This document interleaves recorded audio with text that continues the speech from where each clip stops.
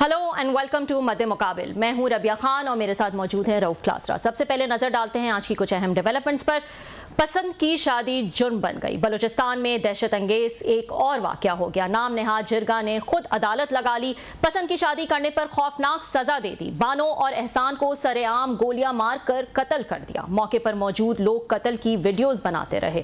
3 माह बाद social media पर वीडियो वायरल होने के बाद हुकूमत बलूचिस्तान हरकत में आ गई। मुकदमा दर्ज, कई मुल्जिमान गिरफ्तार होने की इत्तलात। इस लर्जा खेज खौफनाक वारदात की तफसीलात बताने के लिए आज हमारे साथ मौजूद होंगे वजीर आला बलूचिस्तान सरफराज बुख्ती और इनसे तफसीलात जानेंगे। इसके अलावा केपी असेंबली में सेनेट इलेक्शन, ऑपोजिशन और हुकूमत इत्तेहाद की जीत हो गई। पीटीआई सेनेट इलेक्शन में हलीफ जबकि हल्फ लेने के मामले पर हरीफ बन गई। इस दौरी सियासत का क्या मकसद, इस पर भी तफसीली गुफ्तगू करेंगे। और ML1 मंसूबा तूल पकड़ गया। चीन की दिलचस्पी कम हो गई। 5 बरसों में 537 ट्रेन हादसा का खौफनाक इंकशाफ। 14 बरसों में रेलवे पर 276 अरब, सड़कों पर 2000 अरब खर्च हुए। सेनेट रेलवे कमेटी का आंखों देखा हाल रऊफ क्लासरा की जबानी जानेंगे। सबसे पहले बात कर लेते हैं हौलनाक वाकया जो बलूचिस्तान में पेश आया और एहसान और बानो का कत्ल जो है वो हमने देखा, वीडियो वायरल हुई। इस हवाले से हम बात करते हैं। बलूचिस्तान के वजीर आला सरफराज बुख्ती साहब जो हैं वो हमारे साथ मौजूद हैं। अस्सलाम वालेकुम बुख्ती साहब, बहुत शुक्रिया आपके ज्वाइन करने का। वालेकुम सलाम जी, आपका शुक्रिया। बुख्ती साहब, मैं देख रही थी आपने इस बात का जिक्र किया कि ये वाकया जब वायरल हुआ आपको इससे पहले जो है वो इसका इल्म हो चुका था, तो क्या डिटेल्स हैं इस वाकये की जो आपके पास पहले से थी और क्या उसी वक्त कोई एक्शन लिया गया? प्लीज थोड़ा सा बताइएगा डिटेल्स। देखिए, सबसे पहले तो मैं इस बर्बरियत का, जुल्म की जितनी भी मजम्मत हो वो करना चाहता हूँ और बलूचिस्तान के लोगों की तरफ से कहना चाहता हूँ कि ये एक्ट जो है वो चंद लोगों का है, बलूचिस्तान के लोगों का एक्ट नहीं है। उसके बाद मैंने जो कहा कि मुझे पहले से खबर हुई थी, वो कोई आधा घंटा या घंटा पहले वायरल वीडियो होने से तो मेरे पास में किसी मेहरबान ने भेजी थी और जो ही मुझे ये वीडियो मिली फिर मुझे तो ये भी नहीं पता था कि किस इलाके की है, कहाँ की है। तो मैंने फौरन अपने फोर्सेस को हुक्म दिया, IG पुलिस को हुक्म दिया कि मुझे इसमें गिरफ्तारियां चाहिए और जो कल्प्रिट्स हैं उनकी गिरफ्तारी शुरू करें। तो फिर देखते ही देखते ये वायरल भी हो गई और फिर उसकी डिटेल्स जो है वो हर एक ने अपनी मर्जी की कर ली। जिसका जिस तरह का जी चाहा सोशल मीडिया तो स्पेशली उसने उसको उसी अंदाज में लिया। लेकिन क्योंकि ये बर्बरियत है, सबसे बड़ी बात ये है कि कातिल है और इन कातिलों ने जो बलूचिस्तान का चेहरा दिखाया है न सिर्फ बाकी पाकिस्तान में बल्कि दुनिया भर में, उससे बलूचिस्तान का शख्स जो है न सिर्फ शर्मिंदा है बल्कि दुखी भी है। मुफ्ती साहब, ये बताएगा थोड़ा सा इस इलाके के बारे में बताएं जहां ये वाकया पेश आया। क्या ये बिल्कुल ही एक सिक्लूडेड इलाका है, यहाँ सेंसिटिव एरिया है, यहाँ क्या पुलिस की पहुंच से दूर है? थोड़ा सा जो इलाका है उसके बारे में भी डिटेल्स बताएगा। देखिए, इलाका तो रियासत की पहुंच से कोई भी दूर नहीं है। एक इंच जो है वो हमेशा रियासत के करीब ही होती है। बात इतनी जरूर है कि कोयटा का एक आखिरी कोना है और उसमें लॉ एंड ऑर्डर की जो सिचुएशन है वो भी पिछले चंद अरसे से इतनी अच्छी नहीं है। वहां पर सिचुएशन जो है वो हमेशा से खबर जो आती है वो ये अच्छी नहीं आती है। लेकिन ये है कि रीच में तो रियासत के या हुकूमत के वो हर इलाका होता है और हमें जिम्मेदारी हर एक इंच की है। ये जरूर है कि कोयटा से काफी डिस्टेंस है उसका और स्पेशली जो इलाका है वो एक अंडर डेवलप इलाका है और दूर इलाका है। अब जाहिर है बाकी बलूचिस्तान को अगर आप देखें तो उस हवाले से नहीं, मैं कोयटा डिस्ट्रिक्ट के हवाले से बात कर रहा हूँ। ठीक जी जी, बहुत शुक्रिया आपका बुख्ती साहब, आपने ज्वाइन किया। ये सर आपने जैसे खुद भी बताया इसको तफसील के साथ, ये वाकया जो है कि 2-3 महीने पहले का है, तो ये थोड़ा सा अगेन आपके लिए एम्बेरसमेंट नहीं है कि ये कोयटा के कोने का भी सही आप तक ये वाकया नहीं पहुंचा? पुलिस है, स्पेशल ब्रांच है, अगेन उसमें एजेंसीज होती हैं। 3 महीने तक सर अगर आपको इस वाकये का ना पता चले तो एक उनके लिए चीफ मिनिस्टर साहब के लिए एम्बेरसमेंट नहीं होनी चाहिए ये? 100% एग्री जी। रऊफ क्लासरा साहब, बिल्कुल इसकी मुझे एहसास भी है और उसी को सामने रखते हुए जिसका काम है मुझे इंफॉर्मेशन देना, जिसका काम है डेली सिचुएशन रिपोर्ट हर इलाके के पूरे बलूचिस्तान की भेजने, और उसने अगर ये रिपोर्ट नहीं की है तो उसको हमने सस्पेंड भी कर दिया है और हम उसके खिलाफ एक जो तादीबी कार्रवाई है वो भी यकीनन करने जा रहे हैं। लेकिन बुनियादी चीज ये है कि अंडरस्टैंड ये करना है कि ये जो फर्स्ट इंफॉर्मेशन रिपोर्ट होती है, जिसको एफआईआर कहते हैं, या जो निजाम सदियों से यहाँ पर राइज है, उसके मुताबिक जब भी कोई क्राइम होता है या कोई वो होता है, तो नॉर्मली प्रैक्टिस ये है कि जो विक्टिम होता है वो विक्टिम आके खुद रिपोर्ट करता है कि ये एक इंसिडेंट हुआ है, मेरी वालिदा के साथ हुआ है, मेरे वालिद के साथ हुआ है, मेरे भाई के साथ हुआ है, मेरी बहन के साथ हुआ है, बेटे के साथ, फैमिली मेंबर्स के साथ। तो नॉर्मली प्रैक्टिसेस जो है वो ये रही है, लेकिन क्योंकि ये इतना बड़ा वाकया, 15 लोग वहां पर अगर कत्ल करने में शामिल हों और फिर वीडियोस भी बना रहे हैं और दरिंदों की तरह मासूम जाने भी ले रहे हो और इनकी खबर ना देने वाले जो है, वो यकीनन मेरे लिए एम्बैरेसमेंट है। I agree on that.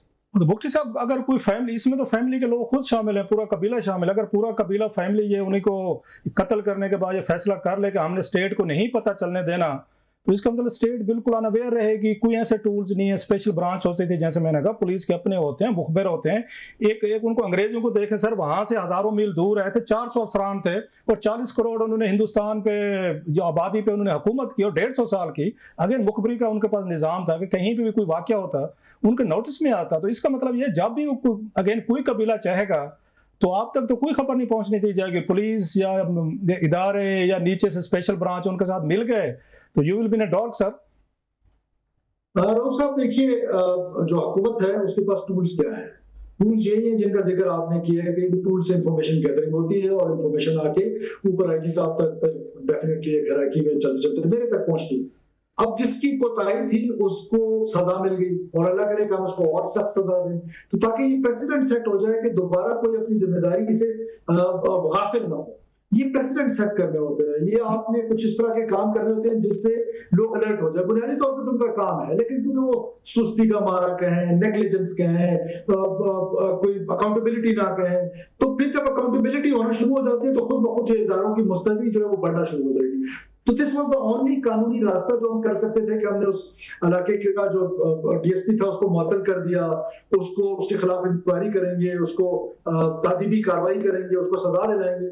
उससे ये होगा कि एटलीस्ट जो उसके आने वाले होंगे उसको पता होगा कि मेरे जो पहले जिसको सजा हुई है, तो वो दिस इज हाउ आप अपने इदारों को अलर्ट करते हैं और खड़ा करते हैं जब अकाउंटेबिलिटी होगी, तो अकाउंटेबिलिटी शुरू होगी। बहुत सारे लोग ये समझेंगे कि शायद एक डीएसपी को मुअत्तल करके या उसके डिसिप्लिनरी एक्शन लेके कवर अप किया गया है, अदरवाइज तो इतना बड़ा वाकया है और किसी इदारे ने आपको रिपोर्ट नहीं किया। आप बता रहे हैं क्वेटा के अगेन करीब है, क्वेटा उसमें डिस्ट्रिक्ट में हुआ है, चलो कोई दूर में होता फिर भी होता, तो आपको इसको तो कवर अप समझा जाएगा वक्ती तौर पर, और फिर कल को 8-10 वो एमपीएस हाथ लगाकर आ जाएगा और आपसे बहाल करवा लेंगे और लोगों को भी नहीं याद रहेगा कौन सा डीएसपी कैसे। ये रऊफ क्लासरा साहब, आप जाती तौर पे मुझे जानते हैं, मैं इस टाइप का आदमी नहीं हूँ कि मेरे पास कोई 7-8 एमपीए इकट्ठे करेगा। जिसने नेग्लिजेंस की, मैं किसी के प्रेशर में नहीं आता हूँ and I have proved this. कुछ लोगों ने लगपास में बैठक के प्रेशर देने की कोशिश की, मैं प्रेशर्स में नहीं आता हूँ, कानून और आइन के मुताबिक चलूंगा और इंशाल्लाह ताला इसको हम इबरत का निशान बनाएंगे।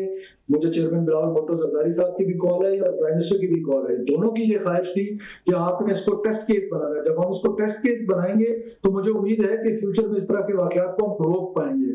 फ्यूचर में तभी रोकेंगे कि जब हम इनको सजाएं दिलाने में कामयाब होंगे। अब ये प्रोसिक्यूशन का भी इम्तिहान है, जुडिशरी का भी इम्तिहान है, और आपको पता है कि अंदाजा लगाए हमारी मुआशरे की बेइज्जती का अंदाजा इससे लगाए कि हमारे मर्द सारे वहां से भागे, खवातीन पुलिस पे पथराव कर गई, और ये मुआशरे की बेइज्जती है। ये नहीं, उन खवातीन ने जब वो लेकर जा रहे थे उसको मारने के लिए बानों को, उस वक्त खवातीन बाहर नहीं निकले उसको बचाने के लिए, अपने मर्दों पे पथराव करते हैं।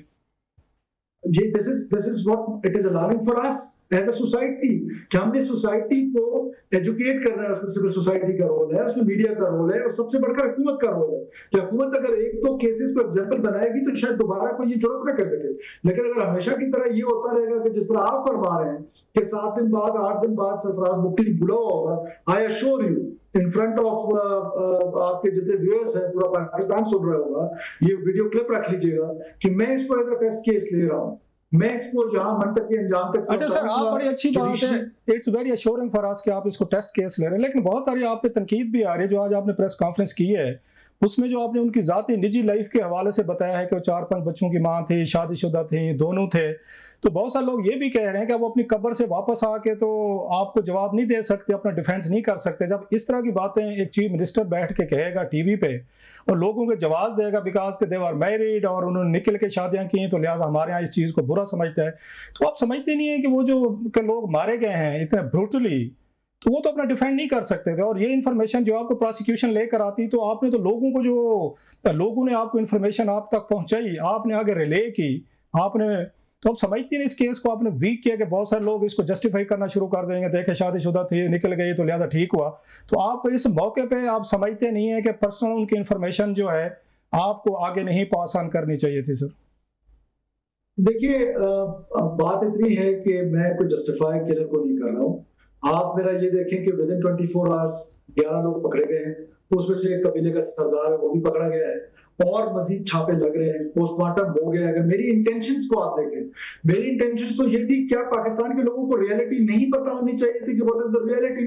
क्या ये सोशल मीडिया जो है, नहीं सर ये रियलिटी साबित हो गई है। किसी ने आपको, अगर वहां पे पुलिस नहीं बताया होगा ना, वो गए ना ग्राउंड पे, उन्होंने आपको बताया, आपने कहीं से इसको वेरीफाई मींस के वो ये 2 लोग जो मारे गए हैं अब वो वापस आके आपके क्लेम को डिनाई नहीं कर सकते। हमारे कोई इलिसिट रिलेशनशिप नहीं थे या हम इकट्ठे नहीं थे सपोजली। अगर वो इसको कन्फ्रंट करना चाहते हैं आपको तो कैसे कन्फ्रंट करेंगे, कहां सफाई देंगे सर? मैंने ये कहीं नहीं कहा कि उनके रिलेशनशिप के बारे में, मैंने तो ये कहा कि they were not married to each other. ये तो इस बात पे तो कोई ढकी छुपी बात नहीं है। They were not married to each other, मैं कोई जस्टिफिकेशन थोड़ी दे रहा हूं। Even they are not married to each other though they are eligible to marry, of course not. This is what I am saying. But मैं क्या लोगों को ये बात न बताऊं जो सच है? वो लोग कह रहे हैं सच बात, वो तनकीद आ रही है उस पर। वो ये कहते हैं कि शायद आपने जो उसमें वो सरदार इन्वॉल्व हैं उनको एक तरह का वो जिरगा जो किया है उन्होंने, उनको शायद बचाने के लिए एक ये ट्विस्ट दिया गया इस बात को कि पाकिस्तान के लोग, ट्राइबल लोग, जो हम सारे जब ये सुनेंगे कि वो 4 बच्चों की मां थी और बिकॉज के उनके साथ उनके वो थे, तो लिहाजा इसकी इंटेंसिटी लेसन हो जाएगी, कम हो जाएगी सर। रऊफ क्लासरा साहब, आपको जाती तौर पे पता है कि इस सरदार का नाम मैंने आज तक नहीं सुना था। इससे बड़े बड़े सरदार और बड़े बड़े सरदारों के साथ मैंने टक्कर ली है, मेरे खानदान ने ली है। हम सारी जिंदगी यही काम करते आए हैं और हम इस ये जो जिरगे हैं, ट्राइबल जिरगे, इनका मैं खुद विक्टिम रहा हूं। तो मैं जो है ना, मैं इन सरदारों के प्रेशर में या किसी के प्रेशर में आके मासूम लोगों का साथ देना नहीं छोड़ सकता। मैं हर सूरत में उसके साथ हूं, जो दरिंदगी हुई है मैं उसके मुखालिफ हूं। कोई दुनिया का सरदार मुझ पर प्रेशर नहीं डाल सकता। आप तो मेरी जाती दोस्त है, आपको जाती तौर पे पता है कि मेरी ये वो ही नहीं है कि मेरी खमीर में ये नहीं है, मुझे माँ ने ये दूध ही नहीं पिलाया कि मैं किसी सरदार के प्रेशर में आ जाऊं। नहीं देखा आपने लग पास में इससे बड़ा सरदार बैठा होता तो मैं प्रेशर में आया क्या? अच्छा सर, ये उसके जिरगे की तफसील बताएंगे कि जिनको गिरफ्तार किया गया, ये कैसे, इसकी डिटेल्स बताएंगे, क्या जिरगा हुआ और क्या वहां प्रोसीडिंग हुई सर? अभी रऊफ साहब, this is very premature, let the investigation be completed. क्या आया जिरगा हुआ, आया जिरगा नहीं हुआ, ये तो सारी बातें इन्वेस्टिगेट। अब पहले क्या करना था कि एफआईआर होती है, फैमिली एफआईआर करने के लिए तैयार नहीं है, तो उनके बच्चे एफआईआर करने के लिए तैयार नहीं है, पेरेंट्स एफआईआर करने के लिए तैयार नहीं है। हमने हुकूमत की मुद्दत में एफआईआर की।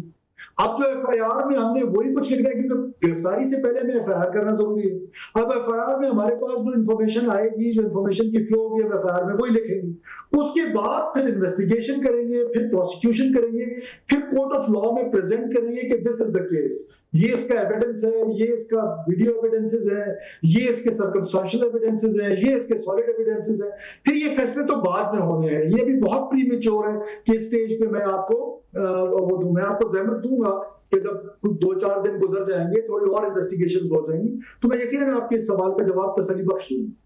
जब डिटेल्स आएंगी मुफ्ती साहब, तो क्या ये जो सरदार जिनको गिरफ्तार किया गया है, आपने कहा मैं किसी के प्रेशर में जो है वो नहीं आता ना आऊंगा, तो कोशिश होगी कि इनको भी एग्जेम्पलरी एक जो है वो पनिशमेंट दी जाए, बाकियों के मुकाबले में भी ये चीज को भूलते हुए कि वो सरदार हैं, ना कि उनके जो बाकी साथी हैं उनके प्रेशर में आते हुए।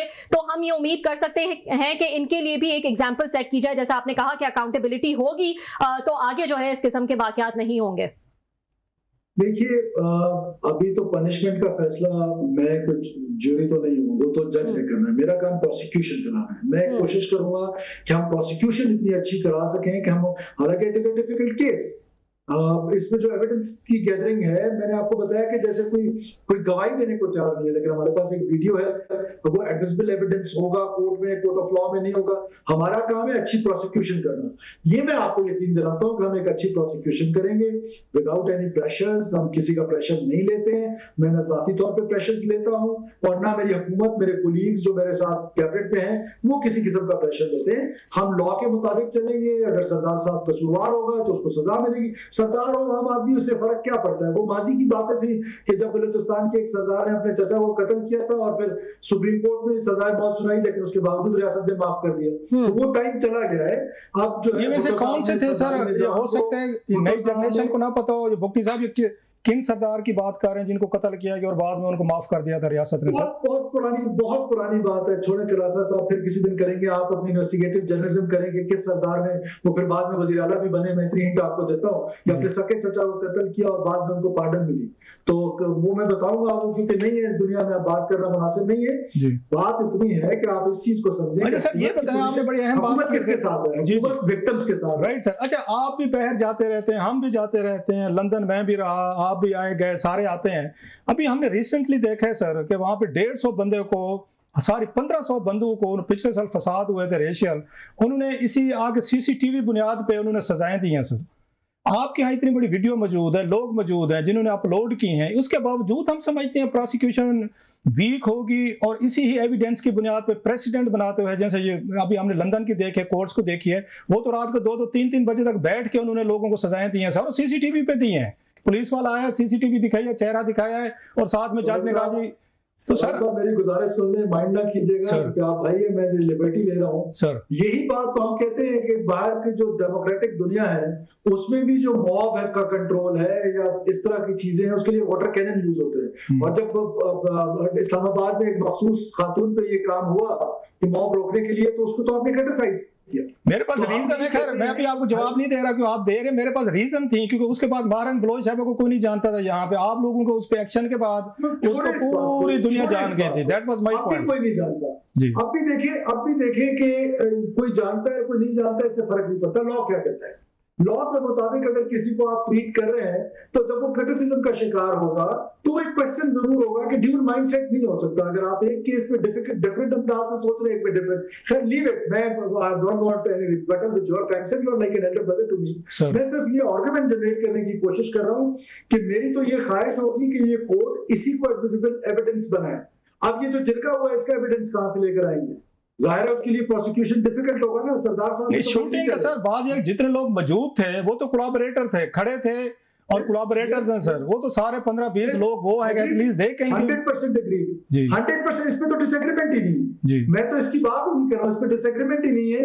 अब ये कोर्ट ऑफ लॉ में प्रेजेंट करना हमारा काम है, वी विल प्रेजेंट इट। मुझे आपकी पूरी कमिटमेंट, एक मतलब अश्योरेंस आपके यहाँ रिकॉर्ड है, हमें थोड़ी सी इससे तसल्ली होगी। लेकिन फिर भी जब आप बार बार कह रहे हैं कि प्रोसिक्यूशन में भी बाज़ दफ़ा कैसे साबित होगी चीजें होंगी, तो लोग थोड़े से डर जाएंगे कि शायद किसी स्टेज पे आके केस थोड़ा सा पुराना होगा तो फिर ऐसा लोगों की मेमोरीज हैं, और यहाँ पे बहुत सारे इश्यूज होते रहते हैं, तो प्रोसिक्यूशन कहीं वीकनेसेस को दिखाएगी। आपको पता है हमारे सिस्टम में कहाँ पे बाज़ दफ़ा आगे पीछे ब्राइब करके, सिफारिशात तल्लुकात करके लोग बरी हो जाते हैं सर। प्रोफेसर पर मुझे इजाजत दे दें, आईन और कानून तो नहीं देता कि मैं इन लोगों को, जो लोग शामिल थे, इनको पकड़ के मार दूं। अब ये आपकी एश्योरेंस है इस मुल्क के साथ, लोगों के साथ, हमारे साथ, कि आप इसको जाती तौर पर, जैसे बिलावल भुट्टो साहब ने भी कॉल किया है, आप वेरी नाइस ऑफ हिम, ये प्राइम मिनिस्टर साहब ने भी आपको कॉल किया और आप ये खुद भी ये बात कह रहे हैं कि आप इसको करेंगे। देखिए वो मेरी लीडरशिप है, मुझ पर उनका हुक्म जो है वो सर आपको पड़े। मेरी अपनी आईनी जिम्मेदारी है, मेरी इखलाकी जिम्मेदारी है, मेरी कबायली जिम्मेदारी है कि मुझे आज अल्लाह ने जिस जगह पे बिठाया है, मुझसे कल इसके बारे में पूछा जाएगा। और इससे बढ़कर लास्ट सर, इससे बढ़कर Baloch is a very honourable कौम, बड़े मतलब ऑनरेबल लोग हैं सारे, उनका नाम जो है वो मतलब 2-4 लोगों की वजह से, 10-15 लोगों की वजह से वो खराब हुआ है। आपके प्रोग्राम के इंट्रो में शर्मिंदगी का इजहार किया है, हैसियत बलोच आपके इंट्रो में कर चुका हूं। तो मेरा अब मैं उसका क्या कर सकता हूं कि किसी के दिमाग में अगर कोई चीज आ जाए या आपके viewers, I can not change it. ये this is how the world is. कि आप पे शक अगर कोई कर रहा हो, जब तक वो चीज साबित ना हो, मैं तो साबित कर चुका कि मैंने 24 घंटे के अंदर लोग पकड़े, गिरफ्तार किए, हेजिटेट नहीं हुआ, कोई उस पर नहीं गया। मैंने आपसे कहा ना, ये कबायलियत और जहालियत के दरमियान एक बारीक लाइन है। अब वो जाहिलियत को जो है वो कैसे डिफेंड कोई कर सकता है? मैं तो कम से कम मेरे जैसा आदमी, आपको याद होगा सुप्रीम कोर्ट में एक मशहूर जमाना चौधरी इफ्तिखार साहब के टाइम पे वली का केस हुआ था। I was the one, I was no one at that time. मैं कोई एमपी नहीं था, कोई पब्लिक फिगर नहीं था, ऐसा कबायली आदमी। मैंने उसको हाईलाइट किया, मैंने उसको वली नहीं होने दिया उन बच्चियों को। ये तो रिकॉर्ड की बात है। तो मैं तो इस कबायलियत को नहीं मानता हूं कि ये जो इस तरह की कबायलियत है, इस तरह की जालियत है, इस तरह की बर्बरियत है, इस बर्बरियत को सजा देने के लिए सरफराज भुट्टी सबसे आगे होगा। अब उसका नतीजे क्या होंगे मैं जज नहीं हूं, मैं उसमें क्या कह सकता हूं आपको कि मैं आज से आपको बता दूं कि ये लोग फांसी चढ़ जाएंगे। ये तो मेरा काम नहीं है ना। मुझे तो मैं भी उनकी तरह जाहिल हो जाऊं और लोगों को जाके मारना शुरू कर दूं। बहुत शुक्रिया sir, thank you very much, आपने ज्वाइन किया। ये भुट्टी साहब, बहुत बहुत शुक्रिया जनाब। सरफराज भुट्टी साहब जो है वो हमारे साथ मौजूद है और तफसीलात बता रहे थे जो हौलनाक वाकया बलूचिस्तान में पेश आया उस हवाले से। और हम उम्मीद करते हैं कि ये केस जो है वो वीक नहीं पड़ जाएगा और जो लोग इसमें इन्वॉल्व हैं वो अपने अंजाम तक पहुंचेंगे। एक छोटा सा ब्रेक ले लेते हैं, ब्रेक के बाद मजीद खबरें डिस्कस करेंगे। वेलकम बैक नाज़रीन। आज सेनेट इलेक्शन हुआ। काफ़ी दिनों से जो है वो बहुत सारी कंट्रोवर्सीज जारी थी कि ये बिला मुकाबला हो पाएगा कि नहीं हो पाएगा, कोई फॉर्मूला तय हो पाएगा हुकूमत और ऑपोजिशन के दरमियान या नहीं। क्लासर साहब, फाइनली ये बिला मुकाबला हो गया। हुकूमत और ऑपोजिशन ने भरपूर इत्तेहाद दिखाया जो यूजुअली दस्तों के रिबां होते हैं। कैसे देख रहे हैं? 6-5 का जो फॉर्मूला था वही जो है वो हुआ और इसमें कोई सरप्राइजेस जो है वो हमें नजर नहीं आए। ये बड़ी दिलचस्प खबर है आज की और बड़ा इट्स मतलब वो क्या मोर अम्यूजिंग, और इसको मतलब जमहूरियत के हवाले से तो बड़ा अच्छा समझा जाएगा कि अभी उसकी एक ना मैं टीवी चैनल के हेडलाइन देख रहा था कि जनाब हुकूमत और अपोजिशन का इत्तेहाद जीत गया। तो फिर हारा कौन है? अपोजिशन और हुकूमत का इत्तेहाद जीत गया। ये लीड स्टोरी चल रही थी किसी टीवी चैनल में खबरनामे की। और सवाल इसमें अब मतलब दिलचस्प जो उठते हैं कि सारा साल 1.5 साल तक यहाँ पे खान साहब और उनकी party people's party Nawaz league एक दूसरे के गिरबाने पकड़े हुए हैं, एक दूसरे को मार रहे हैं, एक दूसरे को गाली गलोच कर रहे हैं, एक दूसरे के साथ घसीट रहे हैं और पता नहीं क्या कुछ कर रहे हैं। जब मामला यहाँ पर आया है कि अपना अपना फायदा नजर आया है, मौलाना फजल रहमान साहब को नजर आया है, जरदारी साहब को नजर आया है, नवाज शरीफ साहब को और यहाँ पे इमरान खान साहब को भी, तो सारे इकट्ठे हो गए। ना बंदा रहा ना बंदा नवाज वाला हिसाब है। एक ही उन्होंने इमाम के पीछे उन्होंने जनाब अपनी नमाज भी पढ़ ली, नियत भी कर ली और उसके बाद विक्ट्री के निशानात भी बना दिए। और जो एज यूजुअल कुछ अरबपति जो आने थे जिन्होंने लैंड करना था वो भी लैंड करके हर एक को किसी ने मतलब कुछ ना कुछ मिल गया है और वो कहते हैं हैप्पी एंडिंग हुई है एंड दे स्टार्टेड लिविंग, वो कहते हैं हैप्पीली आफ्टर। उसके बाद वो मतलब खुशी खुशी उसमें रहने लगे। आज के दिन तो खुशी से गुजर गया है, तो कल से फिर फटा शुरू करेंगे, फिर एक दूसरे के गिरबाने पकड़ेंगे, फिर एक दूसरे को वहां पे मार कुटाई शुरू हो जाएगी।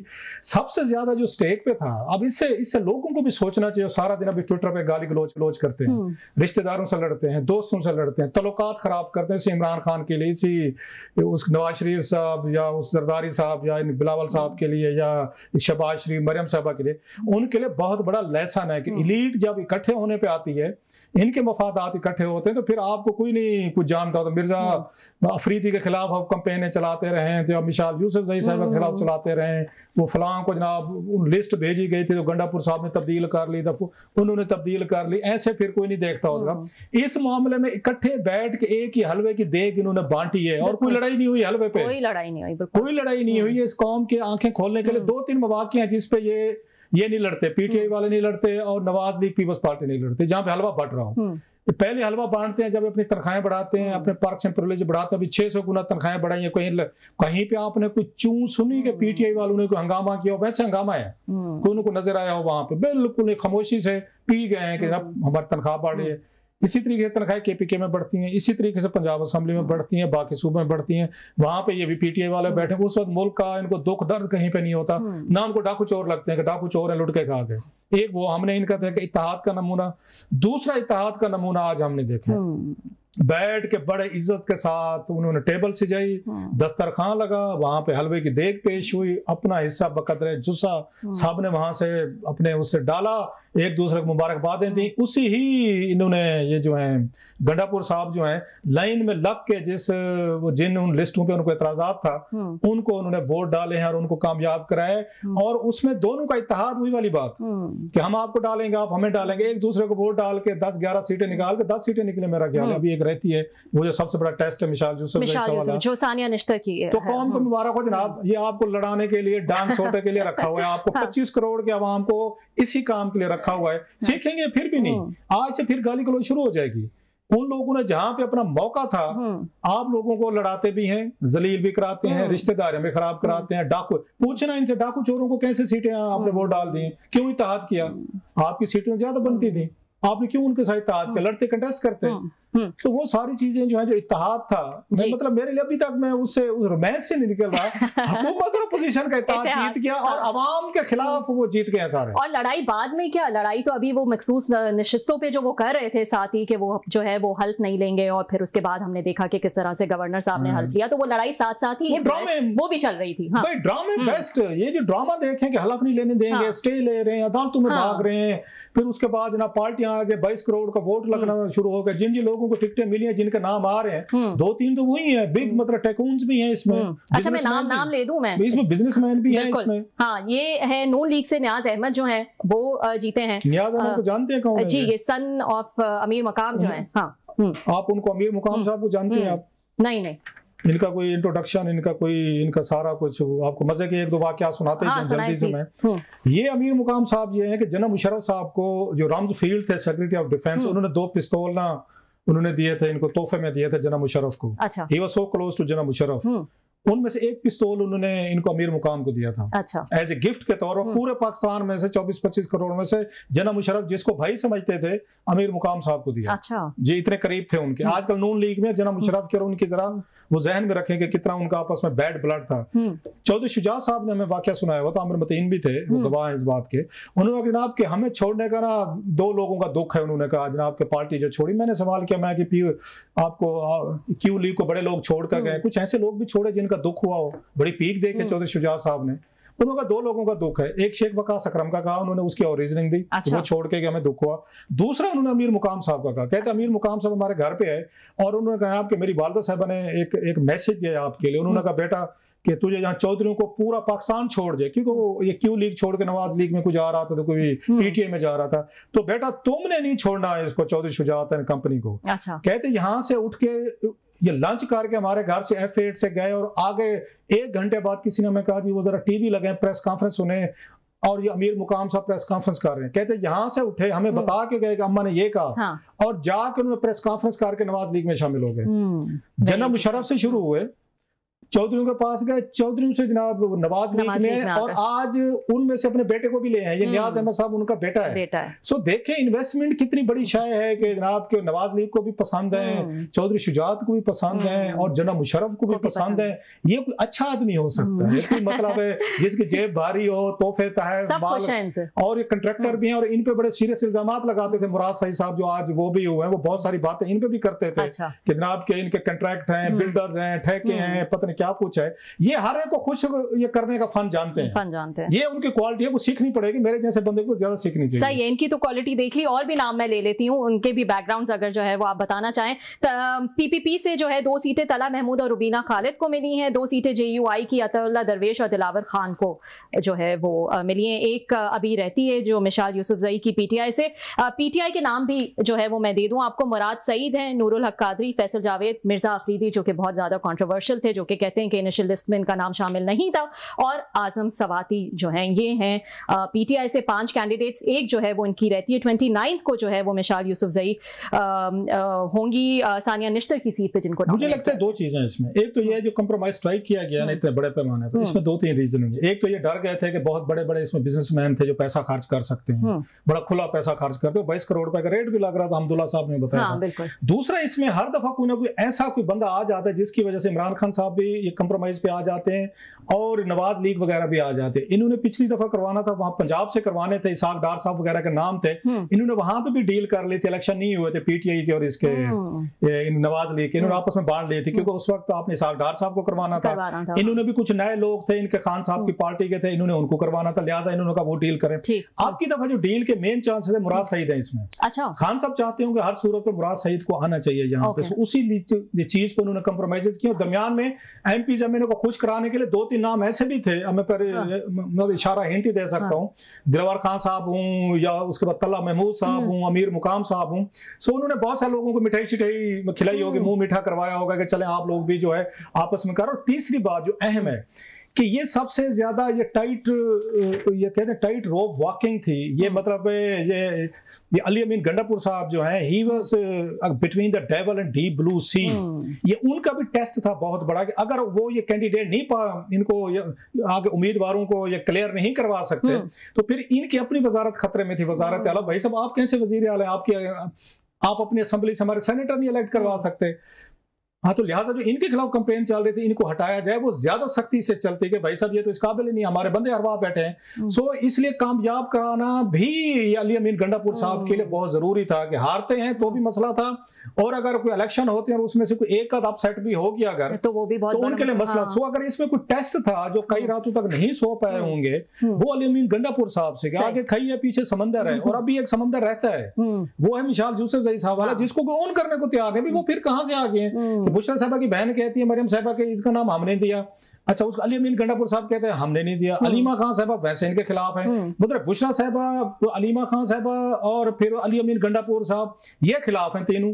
तो फिर नाम अप्रूव किया इमरान खान साहब ने, तो फिर अली मतलब अगेन इसका मतलब ये कि मिसाल का नाम इमरान खान साहब ने दिया है। तो ये सबसे बड़ा टेस्ट है कि इसको कैसे अली अमीन गंडापुर साहब जो है, क्योंकि वो बड़े सख्त इसके मुखालिफ हैं इसके मिसाल यूसुफ जई साहबा के, तो लिहाजा वो भी देखना है। सो मेरा ख्याल है कि अली अमीन गंडापुर साहब ने बड़ी हद तक अपनी वजारत आला बचवा लिया, ये कंप्रोमाइज करके। कौम को मुबारक हो कि अपोजिशन और हुकूमत का इत्तेहाद जीत गया, और आप जो है अल्लाह के फजल से लूजर हैं, पहले भी लूज करते रहे, फिर लूज करेंगे। आप अपनी गाली गलोच ब्रिगेड तैयार रहे, आपने यही काम करना है, आपने सुलह नहीं करनी, इन लोगों ने करनी है आपकी बुनियाद पर, इन लोगों ने यहाँ पे आके फायदे उठाने। ठीक है, इसी पॉइंट पे एक ब्रेक ले लेते हैं नाज़रीन। ब्रेक के बाद डिस्कस करेंगे कि ML1 मंसूबा जो है उसका इस वक्त स्टेटस क्या है। See you after short break. Welcome back नाजरीन। बड़ा ही अहम इशू ML1 मंसूबा, इस वक्त उसका क्या स्टेटस है? कई सालों से ये मंसूबा जो है वो जारी है। सेनेट रेलवे कमेटी में जो है वो क्लासर साहब मौजूद थे, इनसे जानते हैं कि इस पे क्या डिस्कशन हुई और क्या इस वक्त इसका स्टेटस है। क्लासर साहब, आप जो है वो इस कमेटी मीटिंग में जो है वो मौजूद थे, कई नोट्स जो है वो मैं देख रही हूँ कि आपने जो है वो लिए हुए हैं। 5 बरसों में जो है वो कहा गया है कि 537 ट्रेन हादसा का खौफनाक इंकशाफ भी इस कमेटी मीटिंग में किया गया, और 14 बरसों में रेलवे पर 276 अरब, सड़कों पर 2000 अरब रुपए जो है वो खर्च हुए हैं, और कई डिटेल जो है वो क्लासर साहब से जानते हैं। जी क्लासर साहब, मैं आज रेलवे की कमेटी की सेनेट की कमेटी का इजलास था, तो मैं गया वहां पे, मैं कि जाएं जरा पता करें पब्लिक की तो ये वाली है। पता ये चला इट वाज शॉकिंग एंड मतलब ये स्कैंडलस थिंग कि इस मुल्क की रूलिंग एलीट का फिर रोना देखें कि वो चीज़ जो पब्लिक यूज़ करती है और ज़्यादा बेहतर और अच्छी सिक्योर है, रेलवे समझी जाती है, उस पर इन अरसे में वो ये कहते हैं कि जनाब 14 बरसों में 14 सालों में रेलवे पे 275 अरब रुपए लगाए गए हैं, और ये सड़कों पर 2000 अरब, जब मेरा ख्याल में सही कह रहा हूँ, मतलब है ये 2 ट्रिलियन सड़कों पे लगे हैं, जहाँ पे हादसों में रोजाना की बुनियादों पे बंदे मरते हैं कि आपने महज वहाँ पे पता नहीं कमीशन खाने हैं, वहाँ पे पैसा खाना है, वहाँ पे लोगों को दिखाना है। जिस रेलवे पे लगाना चाहिए था पैसे आपने लगाए नहीं है, बंदे मार रहे हैं। मतलब आपके ट्रैफिक की वजह से कह रहा हूँ, दुनिया भर में रेलवे को कहाँ से कहाँ लेके गए। आज मतलब सेक्रेटरी रेलवे पे जब ये चढ़ाई की गई कि फलां रेलवे ट्रेन बंद हो गई, वो बता रहे थे पता नहीं कि 200 से ज्यादा रेलवे यहाँ पे चलती होती थी, मतलब उसमें रेलवे ट्रेन चलती होती थी।